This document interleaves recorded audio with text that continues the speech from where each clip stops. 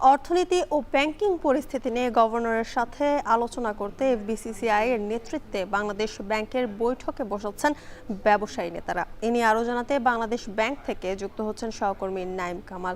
নাইম, বৈঠক কি শুরু হয়েছে কিনা এবং বৈঠকে ব্যবসায়ীদের মধ্যে কারা উপস্থিত আছেন?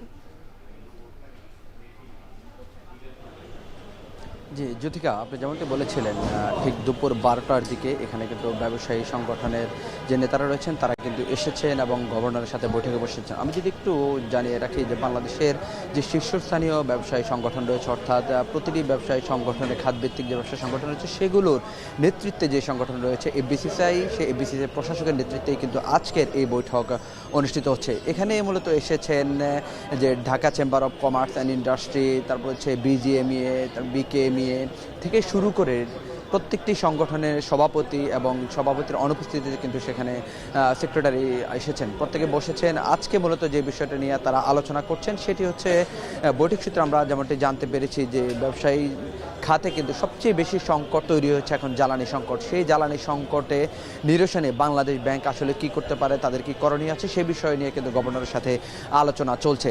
এছাড়া এখানে আমরা যেমনটি দেখেছি যে বাংলাদেশের অর্থনৈতিক পরিস্থিতি কিন্তু একটি ভঙ্গুর অবস্থায় রয়েছে, সেই বিষয়ে কিন্তু গভর্নরের সাথে আলোচনা করা হয়েছে। 5 আগস্টের পরে, অর্থাৎ 2024 সালে যে 5 আগস্টের পট পরিবর্তন হয়েছে রাজনৈতিক, সেখানে কিন্তু অসংখ্য ব্যবসা প্রতিষ্ঠান বন্ধ হয়ে গিয়েছে। সেই ব্যবসা প্রতিষ্ঠানগুলো খুলে দিয়ে কিভাবে কর্মসংস্থান বৃদ্ধি করা যায় এবং যে ব্যবসায়ী সংগঠনের যে নেতারা রয়েছেন তারা বলছেন যে এই প্রতিষ্ঠানগুলো বন্ধ হওয়ার কারণে কিন্তু অসংখ্য মানুষ কর্ম হারিয়েছেন, বেকারত্ব বেড়েছে, যে কারণে কিন্তু দেশে মূল্যস্ফীতি থেকে শুরু করে অর্থনৈতিক খাতে বিভিন্ন ধরনের সমস্যা তৈরি হয়েছে। সেই সমস্যাগুলো সমাধানে বাংলাদেশ ব্যাংক আসলে কতটা কার্যকর পদক্ষেপ নিতে পারে সে বিষয়ে আলোচনা করছেন।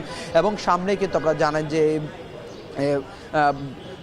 ঈদের সময় আসছে, সেই ঈদের সময়টিকে কেন্দ্র করে কিন্তু এলসি খোলার জটিলতা তৈরি হয় এবং বৈশ্বিক যে যুদ্ধ রয়েছে, যুদ্ধ পরিস্থিতিতে কিন্তু আমদানি রপ্তানি বড় ধরনের একটি ব্যাঘাত ঘটছে। সেটি কিন্তু কিভাবে স্থায়ীভাবে সমাধান করা যায়, এখন স্বাভাবিক পরিস্থিতি নিয়ে আসা যায় সেই বিষয়ে কিন্তু আলোচনা হচ্ছে। এখানে বিকেএমএর সভাপতি এসেছেন, বিজিএমের সভাপতি এসেছেন, এফবিসিসিআই প্রশাসক এসেছেন, সব প্রত্যেকেই কিন্তু যাওয়ার আগে আমাদের সাথে একটু কথা বলেছেন। তাদের কাছে আমরা জানতে চাইছি কী বিষয় নিয়ে আলোচনা। তারা বলেছেন যে এইসব বিষয় নিয়ে তারা আলোচনা করবেন এবং আলোচনা শেষে গভর্নরের পক্ষ থেকে তারা একটি স্বস্তিদায়ক বার্তা পেতে চান এবং সেই বার্তা পেলেই কিন্তু তারা বলছেন যে তাদের সামনে যে কার্যক্রম বন্ধ হয়ে যায় শিল্প কলকারখানা, সেগুলো চালু করার ক্ষেত্রে সবগুলো কিন্তু তারা চালু করতে পারবেন, কর্মসংস্থানের ব্যবস্থা করতে পারবেন এবং অর্থনৈতিক সংকট কীভাবে নিরসন করা যায় সেটি কিন্তু তখন তারা কিন্তু কার্যকর পদক্ষেপ নেওয়ার ক্ষেত্রে সরকারকে সহযোগিতা করতে পারবেন।